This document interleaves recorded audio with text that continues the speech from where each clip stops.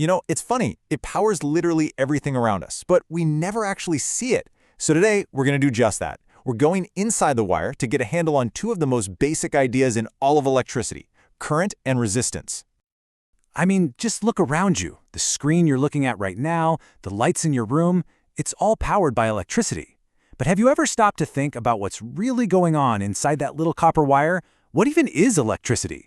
Well, to get to the bottom of it, we've got to shrink ourselves down, way, way down, and take a look at the world on a microscopic scale.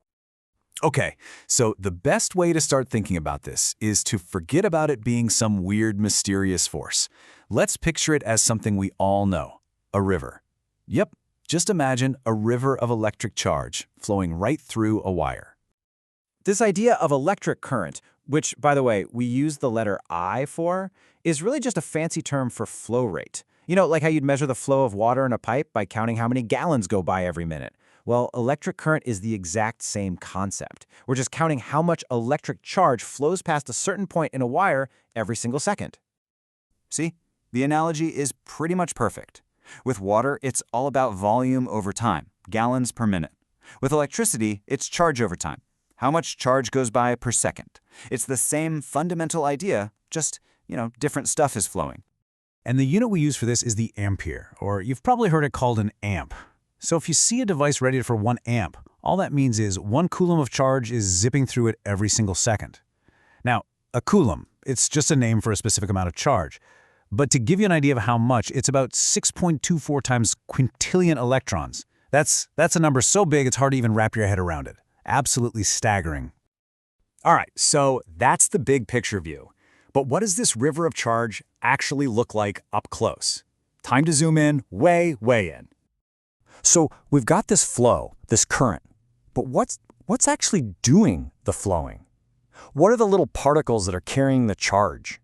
Well, here they are. Inside a metal wire, like copper, the things carrying the charge are electrons. See, in the metal's atomic structure, a ton of these electrons aren't really tied down to any one atom. They're kind of free to roam. So when you apply a voltage, which is like a push, they all start to drift in the same direction. And that collective drift, that movement of all those electrons together, that's the electric current. Okay, so we've got this sea of electrons, right, all shuffling along in the same general direction. Now, here's a question for you. How fast do you think they're actually moving?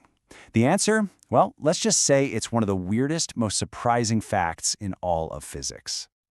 No, seriously, think about it. You flip a light switch and bam, the light across the room is on. Instantly. So your first thought is, those electrons must be absolutely flying through the wire, right? I mean, they've got to be moving at some insane speed, maybe even close to the speed of light. Well, let's not guess, let's actually do the math. Yeah, we can calculate this. So let's take a totally normal copper wire, the kind that's probably in your walls right now, and let's say it's carrying a pretty decent 10 amps of current. What we're going to figure out is the average speed of one of those little electrons as it drifts down the wire. It's got a name, drift speed. And the answer is this, 2.23 times 10 to the negative 4 meters per second. Just look at that number for a second. Let it sink in.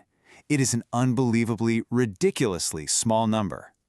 Let me put that into perspective for you. That speed is less than 1/4 of a millimeter per second. A garden snail, a snail, moves about 50 times faster than an electron drifting through a wire. And that's the big punchline here, the huge surprise. The actual particles carrying the current are moving so unbelievably slowly. Okay, so wait a minute. How does that make any sense? If the electrons are that slow, why does the light turn on instantly? Why isn't there a huge delay? Well, this is the key. It's because the signal, the thing that tells the electrons, hey, start moving, that travels at nearly the speed of light. The best way to think about it is like a tube that's completely filled with marbles. If you push a new marble in one end, one pops out the other end instantly, right? The signal traveled through the whole tube in a flash, even though each individual marble only moved a tiny bit.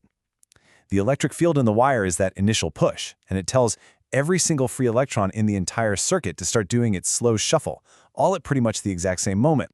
Now that slow shuffle, it's not happening for no reason. It's not like the electrons are lazy or something. No, as they're trying to move, they are constantly bumping and crashing into the atoms that make up the wire. It's like a tiny microscopic demolition derby in there. And this constant chaos brings us right to our next big idea, resistance. Resistance, we label it with an R, is exactly what it sounds like. It's just a measure of how much a material fights against the flow of current, how much it opposes it. You can almost think of it like electrical friction, and the unit we use to measure it is called the ohm. So what determines how much resistance something has? Well, it boils down to three main things. First, the material itself. What's it made of? Second is its length. The longer the wire, the longer the obstacle course for the electrons. And third, its thickness. A really thin wire is like a super crowded hallway. It's just a lot harder for all those electrons to squeeze through. In that first point, the material, it makes a huge difference. Just look at these numbers. Copper has a resistivity of something times 10 to the -8. Hard rubber, on the other hand, is around 10 to the +13. That is a difference of more than 20 orders of magnitude. I mean, that's not just a small difference. That's the difference between a wide-open 6-lane superhighway and a solid granite mountain. One lets things through, the other, not so much. Okay, so we've got two big ideas now. We have current, which is the flow, and we have resistance, which is the thing fighting against the flow. And what's really amazing is that for most materials we use every day, there's a surprisingly simple, really elegant relationship that ties them all together. This was the big breakthrough from George Ohm. What he figured out was that for most stuff, the ratio between the electrical push you give the charges and the flow you get as a result is always constant. In other words, if you push twice as hard, you get twice as much flow. It's a simple, predictable, straight-line relationship. And that fundamental idea leads us to one of the most famous and useful equations in all of physics and electronics, V equals I times R. The voltage, that's the push, V, is equal to the current, the flow, I, multiplied by the resistance, the opposition, R. It's so simple, so elegant, and just unbelievably powerful. But there's always a but, right? Here's the catch. This super simple rule doesn't work for everything. For materials that follow Ohm's law, if you make a graph of voltage versus current, you get a perfect, straight line, just like you see on the left. But a lot of modern electronics, like this diode on the right, they're what we call non-ohmic. Their relationship is way more complicated, and you end up with a curve instead of a straight line. All right, let's put what we've learned to the test. Quick pop quiz. Let's say you have a copper wire. You make it twice as long, and you double its radius, so it's thicker. What happens to its total resistance? Does it increase, decrease, or stay the same? Go ahead, take a second and think about those factors we just talked about, length and thickness.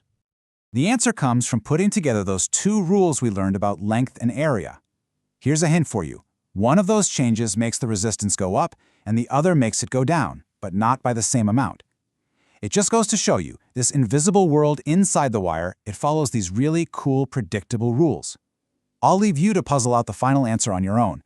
Thanks so much for joining us on this little journey.